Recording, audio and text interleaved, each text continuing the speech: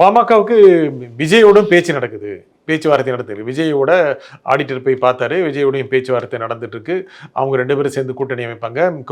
கிட்டத்தட்ட பாதி பாதி சீட்டு நிற்க வாய்ப்பு இருக்கு அப்படிங்கிற பேச்சும் போயிட்டு இருக்கு. அதுக்கு பாமக ஏன் தயாராகக்கூடாது? 2016 ஒரு வாட்டி அவங்க தனியாக போய் பார்த்தாங்க. அப்போவும் அவங்களால அந்த 5-6% மார்க்கை தாண்ட முடியல. ஓகே, இப்போ அவங்க வந்து ஒரு ஜெயிச்சே தீரணும்னு ஒரு கட்டாயத்தில் இருக்காங்க. ரைட், அவங்க எம்எல்ஏ பிரசன்ஸ் அதிகரிக்கணும்னு சொல்லி ஒரு கட்டாயம் இருக்குது அவங்களுக்கு.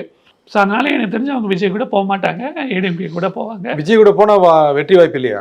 வெற்றி வாய்ப்புன்னு இல்லை. மேபி அந்த கூட்டணி வந்து ஒரு 12-13% ஓட்டு வாங்கலாம். அந்த கூட்டணி ஒரு 12-13% ஓட்டு வாங்கலாம். பாமகவுக்கு ஒரு 5-6% இருக்கு. அந்த 5% பாமக விட்டு எங்கேயும் போகாது. அது விஜய்க்கு 5-6% தான் இருக்குமா? விஜய்க்கு என்னுடைய கணிப்பு இன்னைக்கு 5-7%. அவ்வளோதான் விஜய்க்கு சொல்றீங்க? இன்னைக்கு கணிப்பு. நாளைக்கு அது ஏறக்கூட செய்யலாம், இல்லை இறங்க கூட செய்யலாம். ஏறதுக்கு என்ன செஞ்சிருப்பாரு விஜய்? என்ன செஞ்சிருக்கணும், செய்யணும்? இறங்குறது தான் என்ன செஞ்சா இறங்கிடுவாரு. ஏறணும்னா அவர் இன்னும் களத்தில் இறங்கி இன்னும் தீவிரமாக வந்து பல போராட்டங்கள் எல்லாம் நிகழ்த்தி தன்னை ஒரு மாஸ் லீடர்னு ப்ரூவ் பண்ணணும். நீங்கள் மாஸ் லீடர்னு ப்ரூவ் பண்ணால் தான் உங்களுக்கு வந்து ஓட் ஷேர் இன்க்ரீஸ் ஆகும். இப்போ அண்ணாமலை களத்தில் இறங்கி தான் ஒரு மாஸ் லீடர் ப்ரூவ் பண்ணால்தான் 3%-லேருந்து 11% கொண்டு வர முடிஞ்சது பிஜேபியை.